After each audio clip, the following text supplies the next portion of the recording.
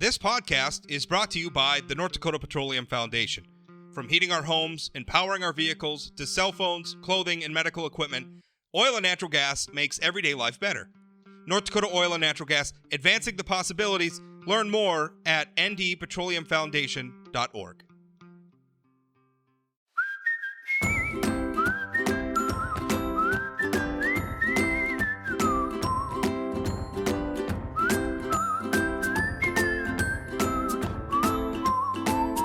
Welcome to the Plain Talk Podcast. I am your host, Rob Port, here with you for, what is it, the second week of the year now? We're into 2022, and I'm hoping the weather warms up a little bit. Although, like I said last segment, we North Dakotans, it's like we never see it coming, right? Like we forget where we live, and then January rolls around, and surprise, it's really cold, and we're all super surprised by that.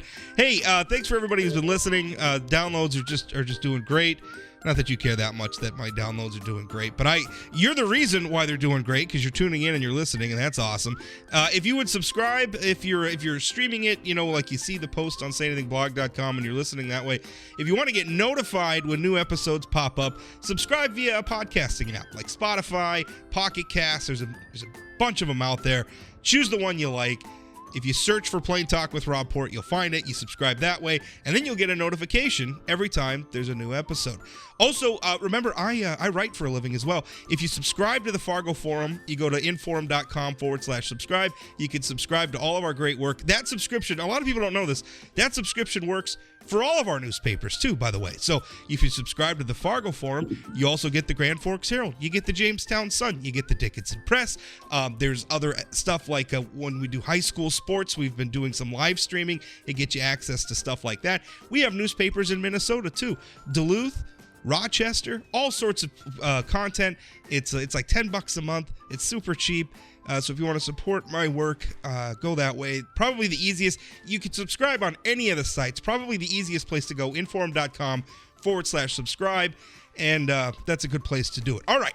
My guest today is North Dakota Chief Information Officer Shawn Riley. And the reason I wanted to have him on, I was reading a headline in a publication called State Scoop. And the headline was, blockchain, can be immense for state government. And so I wanted to have Shawn on, first of all, to explain to us, what is blockchain and why is it potentially a boon for the state of North Dakota? Hey, thanks, Rob. Really happy to be here today. So thank you for bringing me on. So I'm the tech guy. So I'm going to try really hard to give everybody good analogies today, something they can tangibly think and not be all nerded out trying to figure out what it is I'm saying. So blockchain, what blockchain is, very simply, it is a distributed ledger that increases trust. So what does that mean, right? What does that mean touchably, tactably?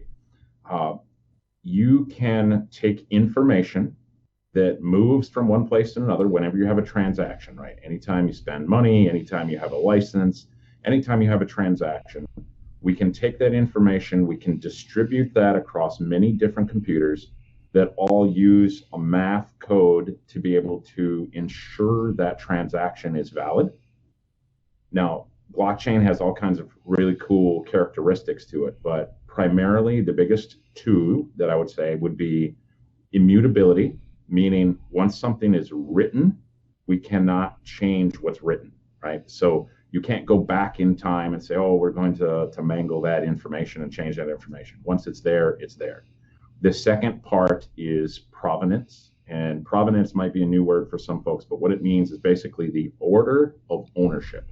So if Rob, you buy a car first and we're tracking that car's title on the blockchain and you sell it to me and I sell it to my daughter later, we can track that ownership. So blockchain really simply is just a way of managing transactions. That's great. That sounds simultaneously very prosaic, but also very profound somehow at the same way, which is interesting because blockchain also, it's an odd thing because it's super secure, right? That's one of its selling points, but also super transparent, right? Which you wouldn't think those two things are necessarily can happen at the same time, but that's what's happening. So let me just, because I want to understand a little bit, how this would work. One thing that I read is like blockchain is essentially unhackable, and I have a lot of people, saying, using hack in the way us commoners who aren't IT professionals use it, but we I always hear that. It's like, yeah, that's what my credit card company told me too. 2 weeks before I got the email, saying that my information had been involved in a hack. So is that what this is? It's unhackable? Like people can't mess with this? Well, I would say it's as close as we have been able to come so far. So in disclosure to everybody listening, my IT career started as a hacker. Right. My job for a long time was to break into systems so that somebody else could fix it. So, hacking DoD sites, Department of Defense sites, and other organizations all around the world, employed, paid to do this. Right. So I was considered a white hat. But I don't believe in the unhackable environment. However, I will say that blockchain has been smashed on by every kind of attack entity and attack type for 13 years in a row, and they have not been able to break it. So is it unhackable? Well, it's just I'm not big on the word impossible. I'm not big on the word unhackable. Nobody likes to work in absolutes, right? Yeah, I don't like an absolute, but I will say that it is definitely the most secure environment that we currently can use. And you're right, it's one of those environments that, again, well, like I said in the State Scoop article, when you start explaining this, sometimes people's head hurt. But let me give you a couple of things here. So one is it's incredibly transparent, but it's incredibly secure. And foundationally, when you think about technologies, right? So the internet today, that's a little nebulous for folks, but they're more used to it. But put a picture in your mind, the road systems, the highways, right? Those highways, that's the internet. Every car zipping by, maybe a car equals an email, maybe it's a photo, maybe it's a video, maybe it's an audio podcast of Rob Port, right? Every car going by equals a bit of data on that road. Well, blockchain is a little odd in this sense. It's like concrete, right? Concrete by itself is just a rock. You look at it and go, oh, okay, well, there's nothing to this, right? It's just a piece of stone. But concrete's malleable and formable, and you can create bridges and you build houses and you can make cities out of it. And frankly, that's kind of what we're doing with blockchain, is it enables you to be able to take technologies and create connection to those technologies. And what we can do is we can create very secure environments that are also very transparent.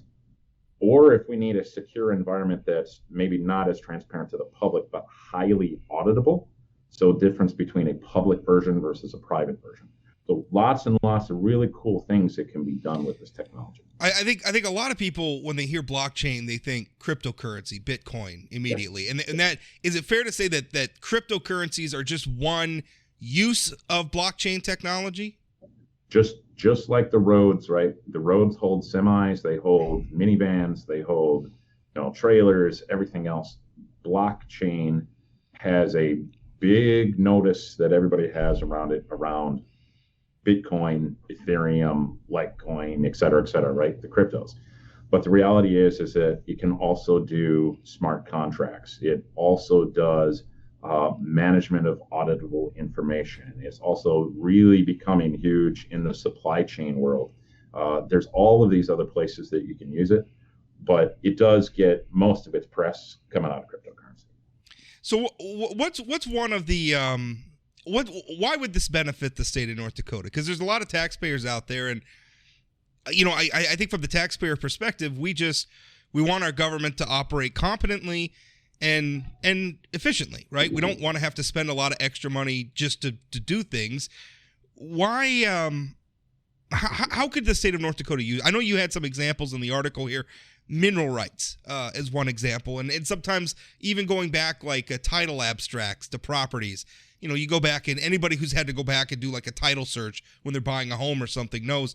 You have to pay like $1,000 or somebody to do this for you. maybe blockchain could help with some of that stuff. Is that what you're saying? Yes, absolutely. So let's take a title abstract as an example. So I have a farmhouse that was built in 1902. It has a paper abstract that's about, say, an inch and a quarter thick. Yeah. Huge amount of paper history there. And that abstract is actually an original abstract. My other house doesn't have an original abstract, but our farm place, to recompile that will cost thousands of dollars, right? If that were to get lost in a fire, if something was destroyed there, that's a huge cost to me. Plus, there's just an immense amount of effort that has to be done. Now, with a blockchain, we can take that data, we can put it into the system so that it's, again, immutable, right? No one can change what is in that environment. And then that data can live forever, so that 50 years from now, 100 years from now, 150 years from now, when you're looking for the research on that farm, you can go through that data. And with mineral rights, as you look at those kind of things being handed off from person to person, and the rights change, and the minerals change, and the values change, and all those kind of things, there's major lawsuits that happen over that kind of stuff all the time, and there's major disagreements that happen there. And having that data in a system that you can go back to 1840s and all the way forward to now in a digital record, that would be immensely helpful for citizens and way more cost effective. And would it accessible too? Like if a member of the public wanted to jump into, because sometimes doing some of this research, I guess depending on what you're talking about, as somebody who's had to do some of that research, sometimes it is a bear. It's something you got to go to multiple jurisdictions. I spent, in another lifetime, I was a private investigator. And I'll tell you, a lot of people hear that and they're thinking like, Tom Selleck or something, driving a car. I spent most of my time in rural courthouses talking to the little old ladies who run those courthouses, trying to scrape up some, obscure record for an attorney who's working on a lawsuit or something. That stuff was impossible to find. I would say impossible. It took a lot of work because it's a piece of paper and you got to figure out which filing cabinet is in this piece of paper. But this is different. This is a way of, we're going to digitize it, but more than just scanning the pages in or something, we're going to digitize it in a way so that other people who maybe don't have the right intent can't come in and muck around with it or exactly. And so if you're talking to that little old lady in the courthouse, right? Probably before her were 5 other little old ladies over the last 70 years who may have looked to the left because a bird flew by while they're putting the file in the cabinet and accidentally put it under R instead of S, and all of a sudden vastly increase the amount of time it takes you to be able to find that document. Right, those kind of things. That's just kind of the pain points of the paper record that we've had for last millennia. The digitization of that means you can be at home, do your search over the web, find the information, right? Be able to get to vastly more information, and as you said, it's near unhackable, so that this is something that you can trust. This document can still be there in the same form 20 years from now, 30 years from now, 50 years from now. And that's something that really blockchain really offers. Is so from a technology standpoint, right? I like to say that IT people have a half-life of 18 months, right? 18 months from now, half of what we know is pretty much dead information, right? That's how fast this industry moves. And one of the things that's really challenging is this constant influx of new technology. So this is something, when I talk to legislators, right, they're really scratching their heads saying, well, Shawn, IT makes us more efficient. That's great. But why was the cost of IT back in the 1990s $60 million and today it's $400 million, right? The price isn't going down. Well, what they're not understanding is that, one, volumes have just skyrocketed, right? In the 1990s, there was very little that was digitized. Today, everything's being digitized, just everything, right? But the other side is we have this constant churn of technologies where once a technology is 5 years, 7 years old, it becomes what we lovingly call ancient tech. right? And it goes past the point where it's usable in today's world. But blockchain offers some solutions to a big chunk of that, which is how do we get to the data? How can we get the information and how can we pass it from system to system? How can we ensure that data stays immutable? And then how can we ensure security on it over time? So there's a lot of long-term benefits to blockchain, using that as part of our capital investments to technology. And there's also just the aspect of how the citizen interacts with it. What your experience is as a citizen interacting with government can be hugely improved. I mean, that makes a lot of sense, because one thing I know, having watched, some of the debates over, is there's always like a system, right? We're using one system and we want to move to a new system. And then there's all sorts of costs associated with moving the data to the new system or whatever. But if everything's in blockchain, then it just becomes a debate of what sort of a user interface are we going to use to access that information. And that's a much easier, I guess from the outside looking in, I would think that's a much easier debate or a much easier project to implement than we've got to take all this data and put it in an entirely new database. No, it's already there in blockchain. So maybe we're going to get a new vendor to have a new user interface for accessing that blockchain data, instead of just reinventing the wheel every time we do that. Yeah, when you get into the nitty gritty details, there's still a lot of things you have to figure out, like interoperability and how those chains go together. And so today there's a lot of different public types of chains. So there's Ethereum, there's XRP, there's Solana, there's Poly, etc. And these are all good tools in different ways. They don't necessarily work together horribly well yet, right? There's not a lot of real interoperability between those systems today.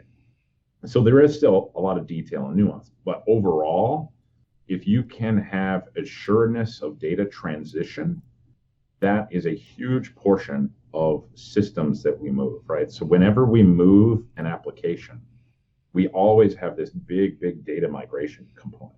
And that's super costly. It takes a huge amount of time. I've done this with medical centers in the past, where a medical center, as an example, 75% of the time that it took to go to their new medical record was all in the data transition. It's just huge impact.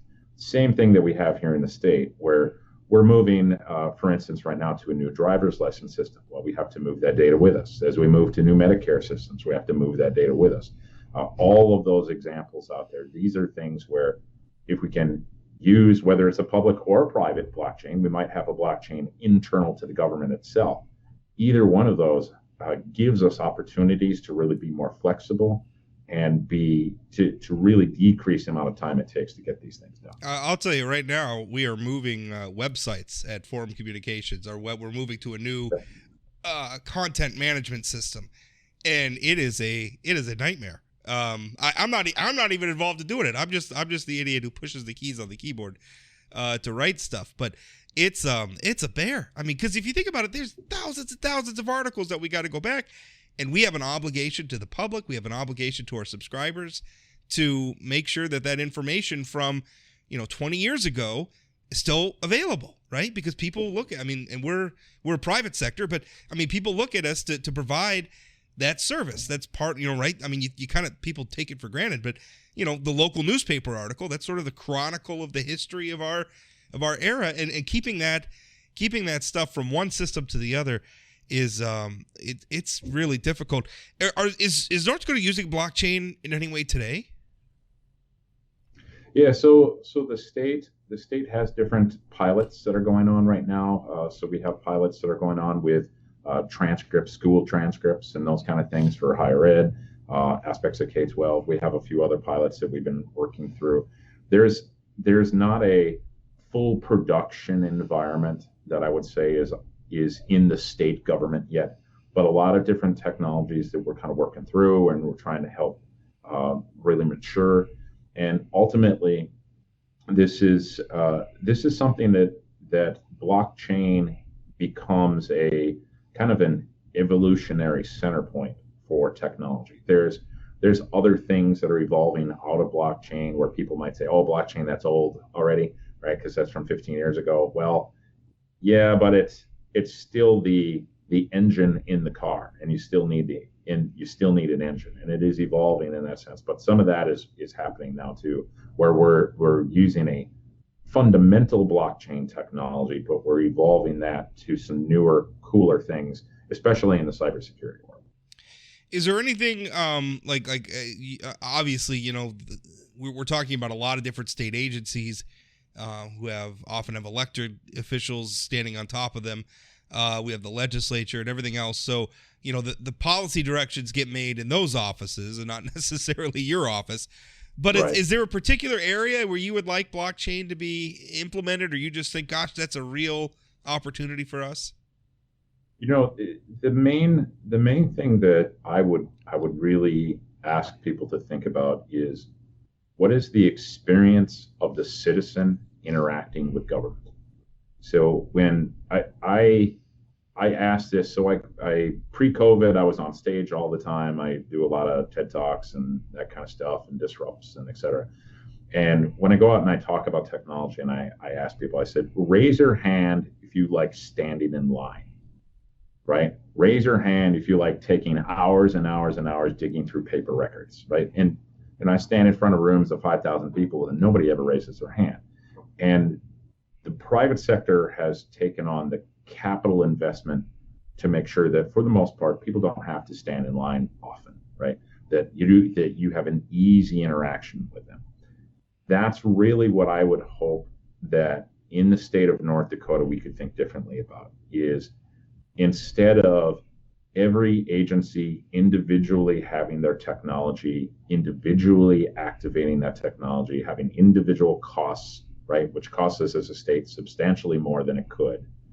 If we thought about this strategically across state government, right, in the aspect of what is the impact to the citizen, what is the experience the citizen goes through, and what do we want it to be, right?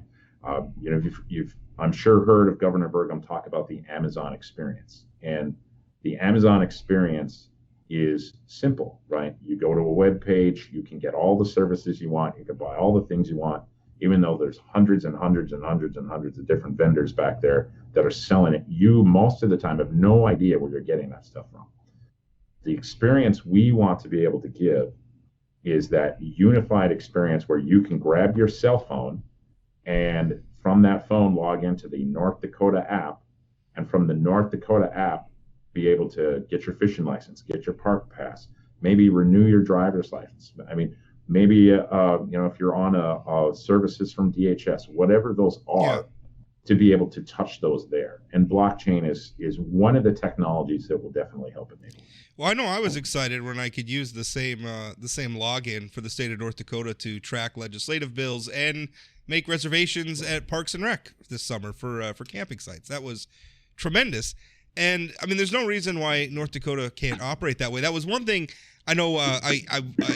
Governor Burgum and I had lunch one time, and I remember having this conversation with him where he was talking about siloing, where we have different statewide offices or different departments that are kind of doing their own thing, and the websites weren't working together and a lot of that stuff. And I know a lot of that has changed since then, but I mean, that's really because from those of us outside of government looking in, it's all the same thing. It's all the state of North Dakota, whether I'm interacting to get a tenting spot at Cross Ranch or I'm trying to pay my vehicle registration fees.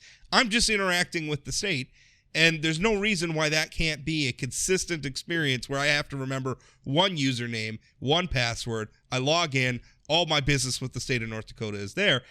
That just makes sense. Why would we not want to do that? I don't understand. So I think people do want to do that, but it is way harder to get there than you might expect, right? So if you look at the 57 executive branch agencies, right? Those agencies are designed to be very independent of each other. And the way that we're financially managed in government is different than the private sector. And I'm a private sector guy, right? Coming into government, this is my one and only run in government here over these last 5 years with Governor Burgum. Well, something that's very different here is that each agency really looks more like an independent company than they do a part of the whole, right? So if I were to put a picture in your mind, right? So if you went to, say, a medical center and ophthalmology had its own websites and its own billing system and its own admission systems, and radiology had its own billing system and its own website and its own admissions, and then cardiology did, and then surgical services did, and, right? That's kind of how it feels like in government, is that individual agencies are not necessarily highly tied together. Now, this is something that with Governor Burgum and the legislature has really supported a lot of this here in these last two sessions.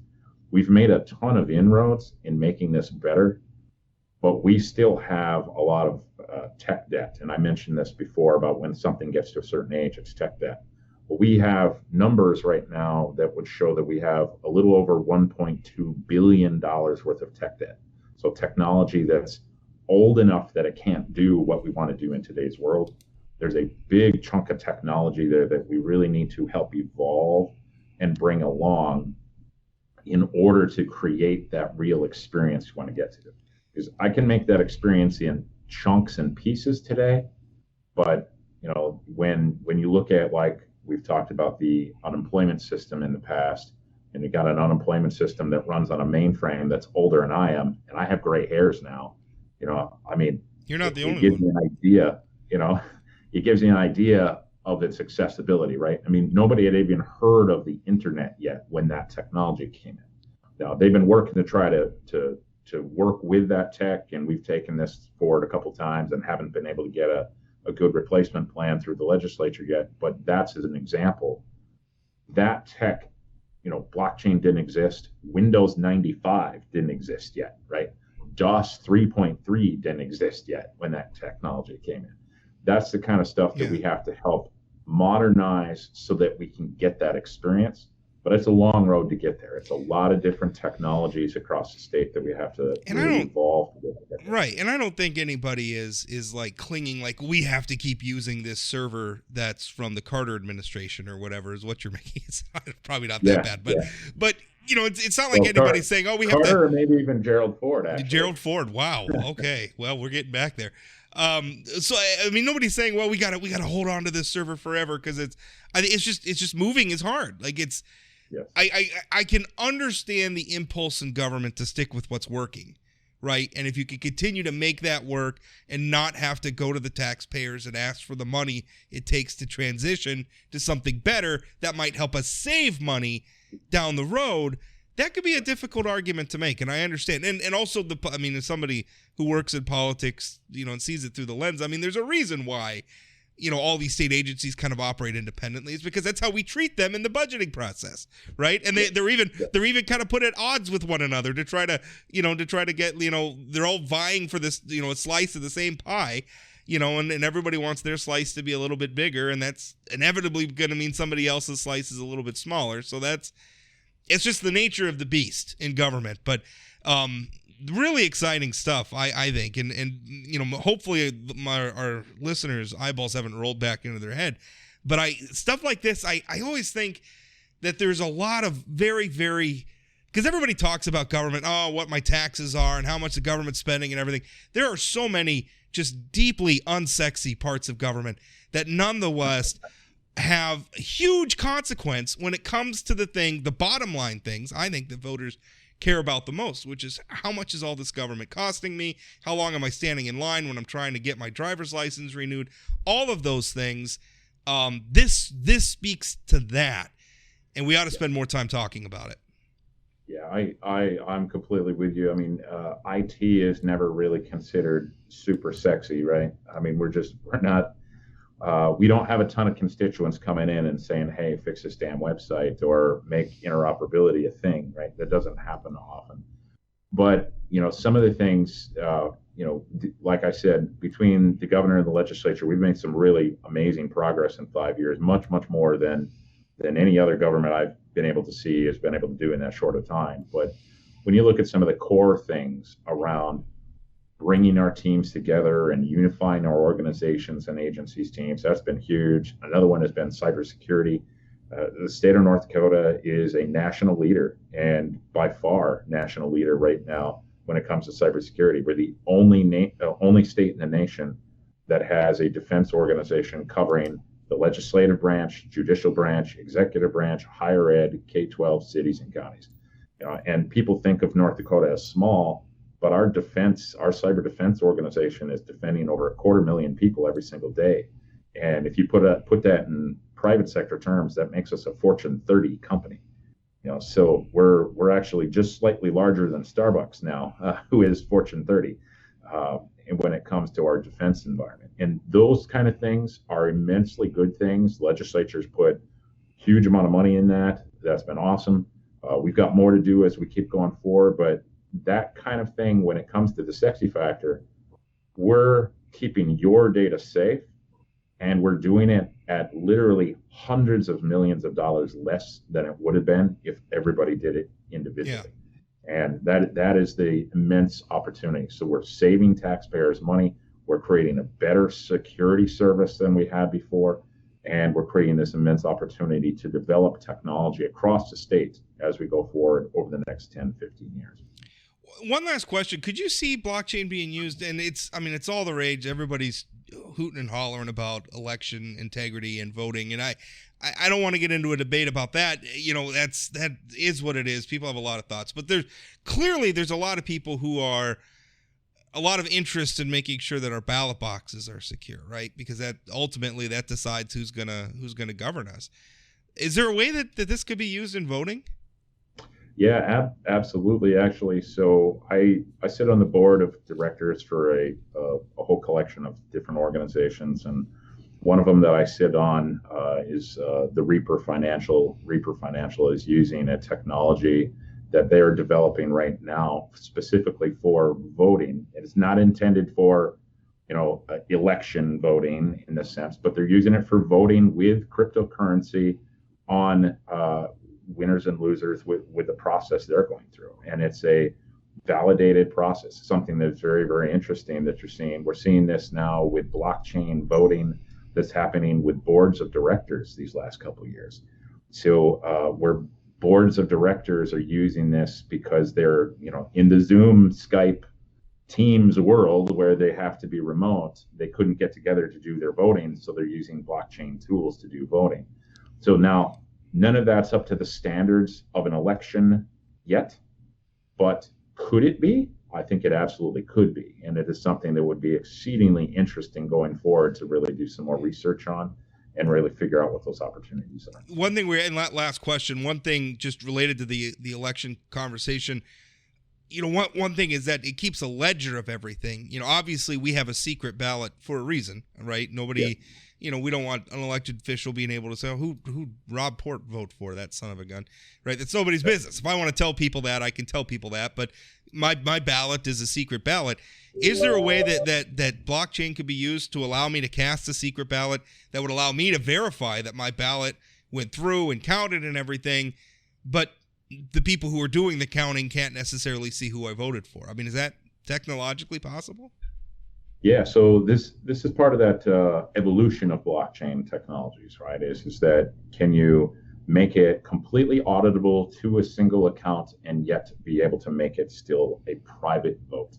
And the answer to that is yes. There are definitely technologies around that. The cryptocurrency world, one of the cryptos that uses a technology similar to that would be called Monero. There are other technologies that are developed that way. And like I said, we're not ready for blockchain voting yet, but could it be the technology of the future?